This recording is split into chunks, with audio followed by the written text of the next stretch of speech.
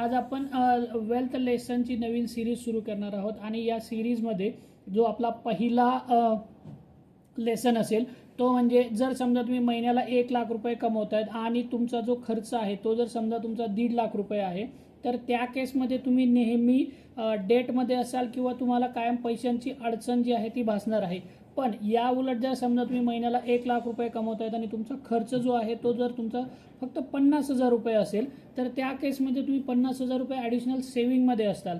आणि जर तुम्ही तुमच्या खर्चावर कंट्रोल ठेवला आणि जर तुम्ही क्लेवरली तो पैसा जर उरलेला पैसा आहे तो तुमचा इन्व्हेस्ट केला, म्हणजे योग्य ठिकाणी जर तुम्ही इन्व्हेस्ट केला म्युच्युअल फंड्समध्ये किंवा बॉन्ड्समध्ये किंवा अशा इतर ठिकाणी जर तुम्ही इन्व्हेस्ट केला, तर तो जो पैसा आहे तो तुम्हाला लॉंग टर्ममध्ये एक चांगला रिटर्न जनरेट करून देऊ शकतोय.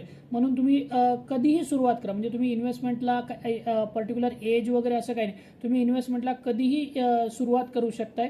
फक्त ती इन्व्हेस्टमेंट तुम्ही योग्य ठिकाणी केली पाहिजे आणि सर्वात महत्त्वाची गोष्ट म्हणजे त्याच्यामध्ये डिसिप्लिन असला पाहिजे. तुम्ही डिसिप्लिन आणि कन्सिस्टंटली जर तुम्ही इन्व्हेस्टमेंट केली तर तुम्हाला फ्युचरमध्ये नक्कीच त्याचे रिटर्न्स जे आहेत हे चांगले बघायला मिळू शकतात.